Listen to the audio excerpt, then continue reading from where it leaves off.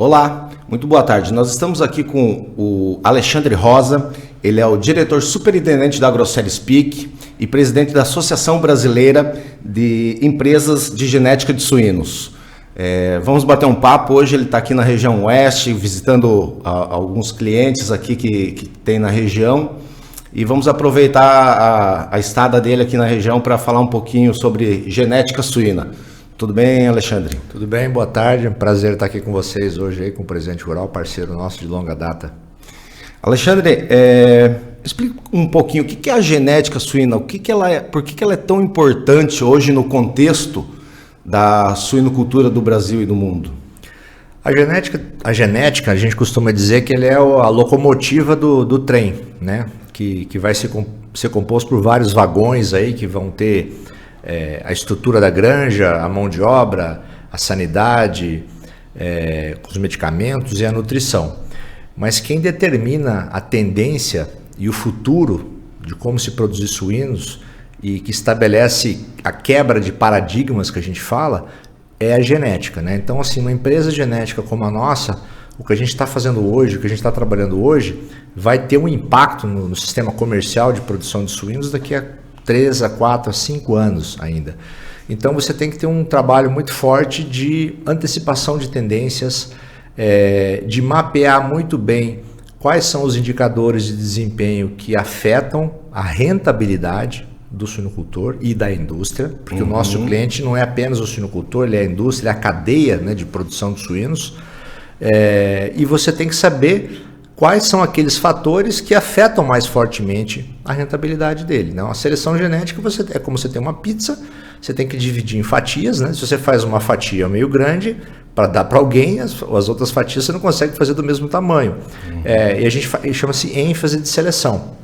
Então, no caso do Brasil, né, como exemplo, e dos principais países produtores concorrentes do Brasil, da América do Norte e também alguns da Europa, a conversão alimentar é o principal indicador de desempenho, porque a ração ela impacta o custo total de produção entre 75% até 80%, né? Então, a genética ela trabalha com isso, mas não é só isso, né? Parte do trabalho de uma empresa como a nossa é ajudar o produtor a extrair todo o potencial genético que está dentro do DNA daquele animal que é entregue, ou animal ou sêmen, para o nosso cliente. E para ele extrair isso aí, ele precisa de quê? Ele tem que ter uma instalação adequada, um manejo que a gente fala, a sanidade tem que estar boa, porque se o animal está sendo acometido por uma doença, uma enfermidade, ele desvia nutrientes para melhorar a imunidade e o desempenho dele é comprometido. A nutrição por si só tem que estar equilibrada, e outros fatores hoje, como bem-estar animal, a questão da sustentabilidade.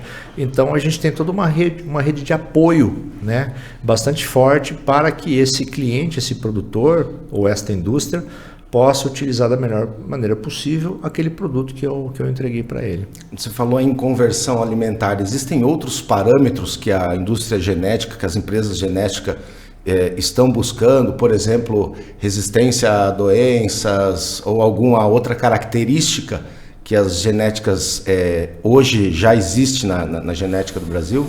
Sim, é uma ótima pergunta. Essas ênfases de seleção, elas podem mudar ao longo do tempo. Então, digamos assim que quando a nossa empresa começou, no final dos anos 70 aqui no Brasil, o grande foco de melhoramento era para você melhorar a carne magra, o teor de carne magra. Havia um preconceito muito grande com a carne suína, uma fama de ser uma carne mais gordurosa, e obviamente você aumentando o teor de carne magra, você melhora indiretamente a eficiência daquele animal. Num segundo momento, houve uma ênfase muito grande aí nos últimos 10, 15 anos, para aumentar o quê? A prolificidade da fêmea. Por muitos anos no Brasil, a gente convivia com médias de desmamados fêmea-ano ao redor de 23, 24. Quando eu comecei, quase 2 décadas atrás, 24 era um ótimo número. E hoje a gente trabalha no Brasil de forma bem, digamos assim, corriqueira, muitos sistemas, inclusive na região oeste do Paraná, acima de 33, 34 desmamados fêmea-ano. São novos desafios, né? A fêmea mudou também, é uma fêmea que no nosso caso, ela não só veio melhorando a parte reprodutiva ao longo dos anos, mas a gente carrega nela também uma melhoria de carne, de eficiência alimentar, porque por melhor que o reprodutor seja, ele vai impactar em 50% dos seus leitões, dos seus filhos. Então você tem que trabalhar isso na fêmea também, ela tem que ser uma fêmea de ótimo crescimento. Agora, mais recentemente, através de tecnologias de seleção genética como a genômica, que você consegue ter uma precisão maior do potencial que aquele animal tem, você consegue selecionar algumas características, como por exemplo a resiliência que a gente fala. Então, tem dois tipos tem a resistência natural e tem a tolerância, né? A resiliência é aqueles animais que suportam mais adversidades de instalação ou questões sanitárias, porque é muito importante isso aí, à medida que fica mais difícil você utilizar antibióticos, né? O mundo todo está tendo uma maior restrição à utilização de antimicrobianos. O nosso Ministério da Agricultura, alguns estão sendo proibidos.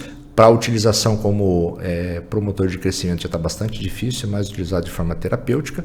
Então você tem que trabalhar isso como? Através de espaço, instalações, manejo e principalmente também através do melhoramento genético que está chegando. E há uma outra fronteira, que é a edição de genes, que aí você trabalha, não é transgênico, são animais que naturalmente sofrem mutações genéticas na natureza, que você consegue controlar esse processo e deletar genes do DNA dele que estão atrelados a uma possível infecção de um determinado agente. E você controla isso e faz uma população. A nossa sócia PIC já tem esse animal resistente a PIRS, que é a principal enfermidade no mundo de impacto econômico. Felizmente não temos no Brasil, mas ela existe nos Estados Unidos, no Canadá, na Europa e inclusive na China. É um produto que está em fase final de regulamentação pelo FDA americano. Dentro dos próximos meses aí deve ser liberado, e essa é uma tecnologia de ruptura que a gente fala, né? Que de décadas em décadas você tem tecnologia de ruptura, então vai poder ser ofertado esse animal naturalmente resistente. Seleção genética através de inteligência artificial, utilização de imagens digitais para seleção física, são coisas que estão chegando também para você substituir o homem. Não apenas porque a mão de obra está ficando cada vez mais escassa, mas também porque esse tipo de tecnologia tem uma maior acurácia, uma maior precisão do trabalho, sem falar que os custos disso estão caindo bastante. Então, a gente, hoje, qualquer seminário, qualquer workshop que a gente faz em área genética, a gente já introduz temas como inteligência artificial, que a gente não falava isso há 4, 5 anos atrás. Mas continuamos falando de recursos humanos, né? Você usa menos recursos humanos, mas são recursos humanos que vão precisar ter uma capacitação maior para poder trabalhar com equipamentos, para poder entender esses novos desafios dos animais. Por falar em tecnologia da genética, o Brasil hoje está no top da genética, né? Conta um pouquinho para nós da Gênesis. Sim, o Brasil é uma ótima pergunta. Por muitos anos o Brasil era simplesmente um importador de material genético e disseminava esse material genético aqui dentro do Brasil. Através de várias empresas, inclusive a nossa, você fazia uma multiplicação e você tem, né, tinha que importar 5, 6 vezes ao ano. Isso era bom, né, melhor do que não importar, como Sim. alguns países como a Austrália, que não permite, aí ela cria a gente chama de atraso genético muito forte com as granjas núcleos, que normalmente são no hemisfério norte, onde é feito o melhoramento. E aí, ao longo do tempo, se perde em produtividade. Então, um esforço muito grande, também pela BEGS, aí a gente tem uma parceria com o Ministério da Agricultura na administração da Estação Quarentenária de Cananéia, no litoral sul de São Paulo, onde todos os reprodutores que são importados no Brasil, qualquer animal vivo, passa por Cananéia por 30 dias e dá uma segurança muito grande ao país para que a gente evite a entrada de enfermidades que a gente chama de exóticas, né? Que não existem aqui, por exemplo a PIRS, por exemplo o PD, sem falar na peste suína africana, que é terrível também. Então o Brasil fazia essa importação. À medida que o Brasil ficou mais relevante no cenário mundial, nós somos o quarto maior produtor, o quarto maior exportador, creio eu que em alguns anos, não muitos anos, menos de uma década, o Brasil tem grande chance de passar o Canadá e ser o terceiro maior exportador, estamos caminhando para isso. Já é em aves, né, um grande player, maior exportador mundial. E por termos uma sanidade ímpar, passou a se ver o Brasil como potencial país produtor de material genético também, e não simplesmente importador. Então, e não apenas exportador de carne, mas exportador de tecnologia genética. E não é algo totalmente novo. O setor avícola, de genética avícola, já usa o Brasil como uma plataforma de exportação, já há alguns anos. E a gente sabe disso, né, que os principais players ou empresas que produzem carne suína no Brasil também são de aves, né? Também são quase as mesmas de aves, é uma particularidade do Brasil. Então isso ajudou muito a adoção de tecnologia, né? O suinocultor brasileiro, não só o suinocultor, o avicultor, o agricultor brasileiro, ele gosta da tecnologia, ele adota muito rápido isso. E essa é uma vantagem competitiva fantástica que a gente tem. E também por não ter, muitas vezes, apoio político, né? Apoio governamental, não tem crédito, então ele teve que se virar meio que sozinho. E ele contou muito com as cooperativas, com a extensão rural, né? No passado, aí, os órgãos estaduais de extensão rural fizeram um ótimo trabalho, você tem Senai hoje, mas eu diria que as cooperativas hoje fazem muito esse trabalho. E a gente, como empresa, nos associamos às cooperativas para fazer isso. Então essa rede aí fez com que esse suinocultor fosse muito adepto a gente chama de early adopter, né? Adoção precoce de tecnologias.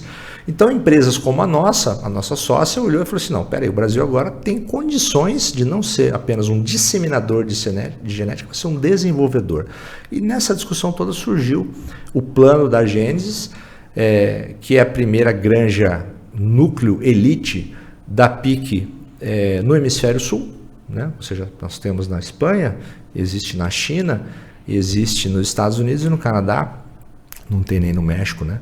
No México não tem, e a primeira é essa do Brasil. Então ela é uma granja que está em processo de povoamento, né? Nós estamos aí com o 4º grupo de animais entrando, é um total de 4.100 fêmeas vão ser importadas e alojadas para ficar com um plantel estabilizado ao redor de 3.600 fêmeas em 2 sítios, ali no município de Paranavaí, uma área bastante isolada, mas dentro do estado do Paraná. E a partir de março, abril do próximo ano, a gente começa a ter a produção dos primeiros animais. Que animais serão esses? Bisavós, avós, bisavôs, avós e machos comerciais reprodutores, para abastecer granjas multiplicadoras não apenas do Brasil, mas do mundo. Então, nós estamos trabalhando nesse momento com o Ministério da Agricultura para a abertura do mercado canadense e americano. Então, nós vamos fazer o caminho inverso. Nós vamos também produzir bisavôs daqui, de Paranavaí, para serem alojados nas centrais de inseminação das núcleos da PIC no Canadá e nos Estados Unidos. Nossa, que legal. Por quê? Porque é um conceito de interconexão. Né? Essas 5, 6 granjas elite no mundo vão ter níveis iguais, além de a gente chamar de backup. Backup o quê? Sanitário. Se você tem amanhã alguma adversidade sanitária, né? Bater aqui na mesa, não apenas aqui no Brasil, mas fora do Brasil, você tem clientes no mundo todo. Então a empresa pode contar com o nosso sistema aqui para abastecer clientes. Por exemplo, a gente tem discussão agora com Rússia, a gente tem discussão com China. Uma pergunta que eu costumo receber muito é, mas e aí, vai exportar, mas e o Brasil? Prioridade é o Brasil. A prioridade desse investimento é o cliente, é o suinocultor nosso aqui, primeiramente do Paraná, mas do Brasil como um todo. Né? Não tenha dúvidas, né? Então vai estar muito mais acessível para esses clientes nossos aqui do Brasil. Mas fizemos num tamanho maior do que originalmente planejado, que seria de mais ou menos 2.000 fêmeas. Por que fizemos maior? Porque em conversa com a nossa sócia, com a PIC, ela falou assim, entendemos que esta granja vai ter um papel relevante global para a nossa empresa. Então vamos fazê-la maior para que ela possa abastecer o mercado brasileiro e nós já atendemos, por exemplo, a Argentina, o Paraguai de forma rotineira, a Bolívia.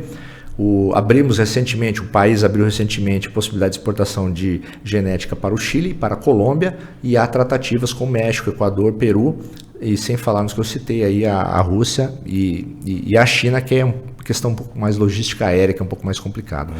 Então, isso é muito bom, porque isso dá viabilidade para o projeto e garante ao suinocultor brasileiro aquilo que ele sempre almejou. Ele falou, nossa, eu não quero simplesmente estar nos top 3, eu quero ser como um top 1. Sim. E vai estar no top 1, vai estar no nível igual aos Estados Unidos e Canadá. E isso é um orgulho muito grande para nós, porque a gente fica conversando, né, discutindo. Se nós já estamos com produtividades desse nível hoje, imagina começar a sair esses animais dessa núcleo nossa para os nossos clientes. Então, é uma produtividade sem precedentes. E isso aí vai estar disponível para o suinocultor, as cooperativas, as agroindústrias do Brasil. Legal. Imagino que toda essa tecnologia, ela envolva também questões como meio ambiente, cuidado ambiental e a questão do bem-estar animal, né? Como é que as empresas de genética trabalham essa questão? É um ótimo ponto. Essa é um caminho sem volta, eu entendo, a questão da produção sustentável. A gente sabe que o suinocultor, o agricultor brasileiro, a sua grande maioria já produzem desta forma. Mais do que isso é a gente tentar padronizar a comunicação, padronizar formas de medição. O bem-estar animal, na minha ótica, na nossa empresa, a gente criou uma área de bem-estar e boas práticas, porque eu acho que o bem-estar é uma boa prática de produção. Na nossa experiência, as implementações que a gente fez internas nas nossas granjas próprias e de alguns multiplicadores, elas trouxeram ganhos principalmente para os operadores, para os funcionários, né? De você não ter muito barulho, não ter muito grito, não ter sofrimento na condução do animal, não ter chute, superfícies abrasivas, procedimentos indolores o menos possível, há tecnologias. Então, uma das coisas que a gente faz com nossa área de bem-estar animal e boas práticas é tentar validar algumas iniciativas que, por exemplo, já constam na IN 113 do Ministério da Agricultura, que foi promulgada no final de 2021, e que tem um prazo para adoção para algumas delas, outras já têm que ser implementadas imediatamente, para apresentar para o nosso cliente e dizer, olha, isto é factível de fazer com pequenos ajustes. Algumas vão envolver algumas questões de custo, por exemplo, enriquecimento ambiental, para não cortar cauda ou cortar só um terço da cauda.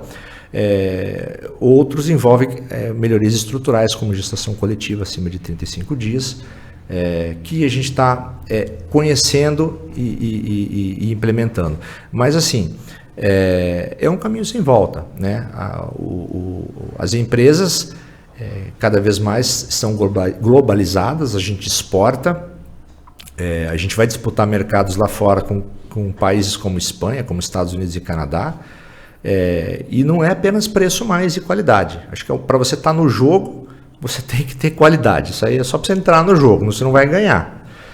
Preço, ótimo, a gente tem. Qual que é o próximo forma de pressão? É a rastreabilidade, como você produz, se você respeita questões aí do bem-estar animal. E tem vários níveis, mas existem níveis básicos de bem-estar animal. Sim.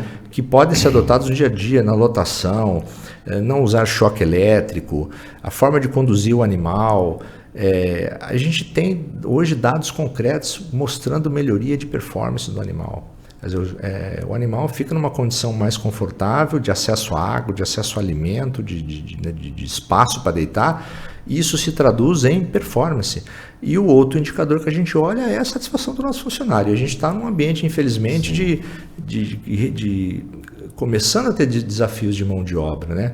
De funcionário para ficar final de semana, de hora extra, é um complicador, é um fenômeno, eu diria, mundial. Né? O Brasil não está no mesmo nível de dificuldade que está a Europa, Estados Unidos e Canadá, mas está caminhando, né? E vem com o desenvolvimento econômico.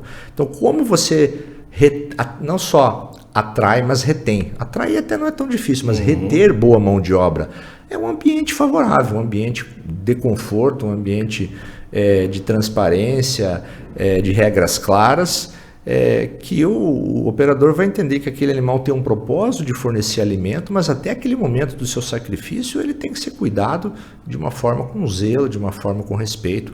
É isso que a nossa empresa acredita, também por ter uma parte dela ser uma empresa que tem acionistas, né? E a sociedade está caminhando para isso. Eu entendo que esse é um caminho sem volta E a genética tem uma fronteira que está começando a ser trabalhada, que é a questão da seleção olhando objetivos como comportamento animal. Então eu citei câmeras, né, por exemplo, na parte da seleção física. Outros trabalhos que a gente está fazendo é com câmeras colocadas na parte superior das instalações para observar o comportamento do animal. E você cria um algoritmo e você consegue detectar precocemente se há uma mudança no comportamento de um determinado lote, numa baia, que indique alguma coisa que não está esperada. Que pode ser a ração que está faltando, mas pode ser uma enfermidade que está recém entrando. O animal fica mais agitado ou o animal fica mais letárgico, não busca água, não busca alimento.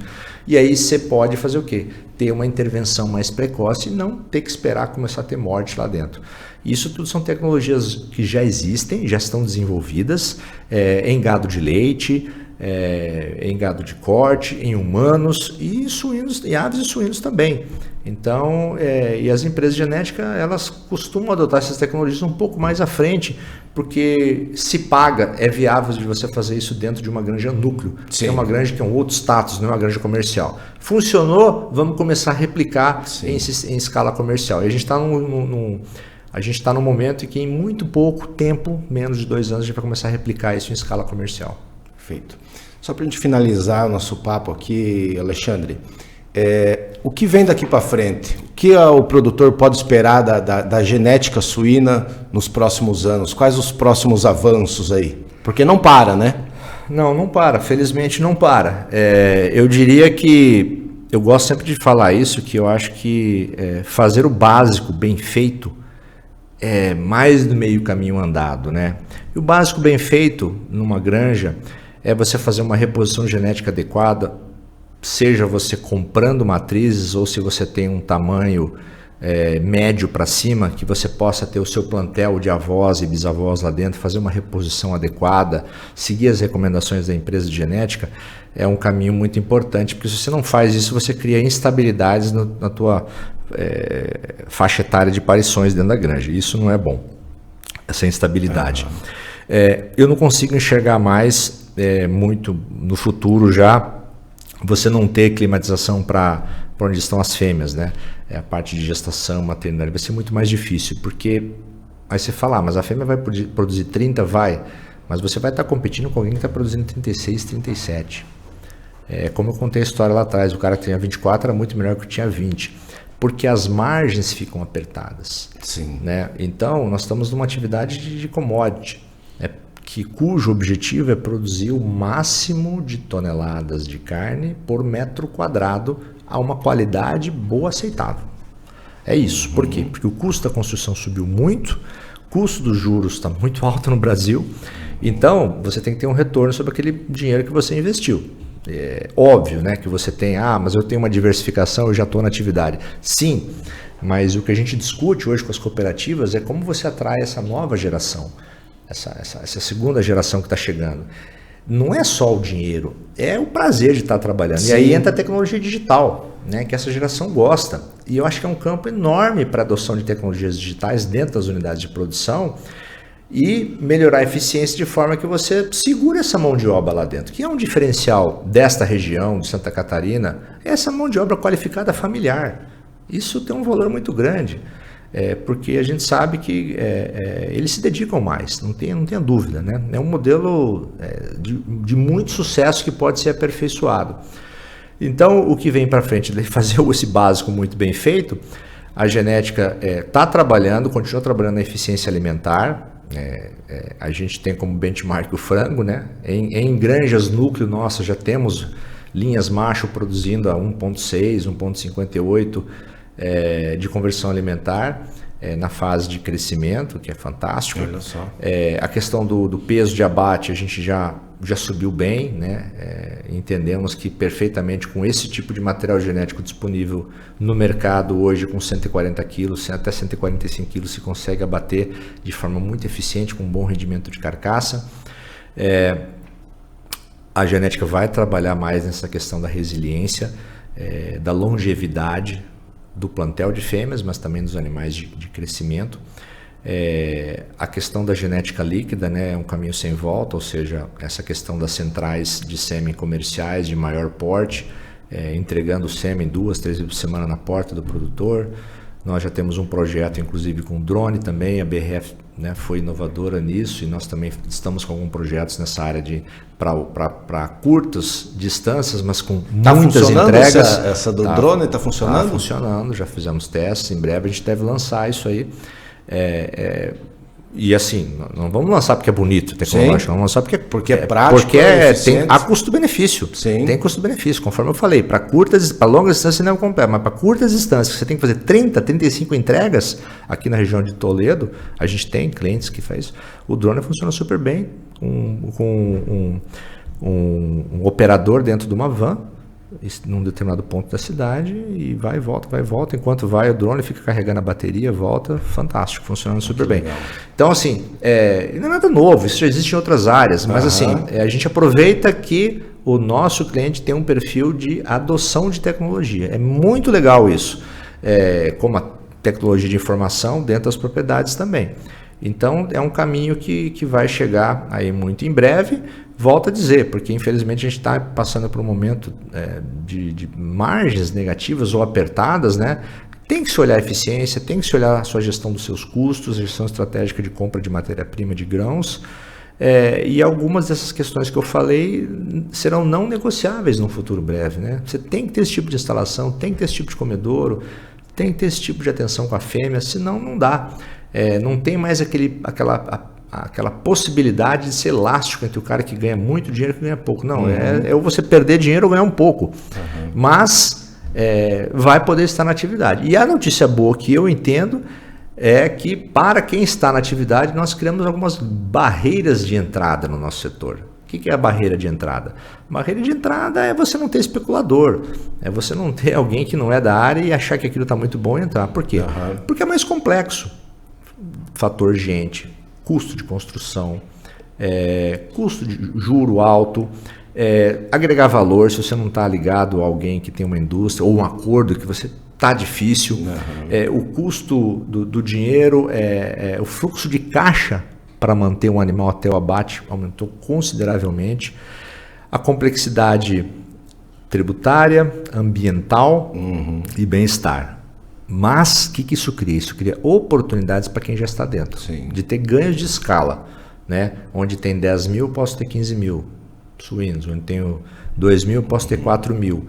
O meu gerente é o mesmo, eu consigo até dar um prêmio melhor para ele vai se sentir mais entusiasmado. E as cooperativas é a mesma realidade, aqui na região, com o sistema Frimeza, o novo frigorífico, eles entenderam essa realidade, eles têm um ativo muito precioso que é a mão de obra familiar que se dedicando, e viram que há uma possibilidade de crescer. É o segmento que hoje representa 30% da produção brasileira, as cooperativas. Há 20 anos atrás era 12%. 30%.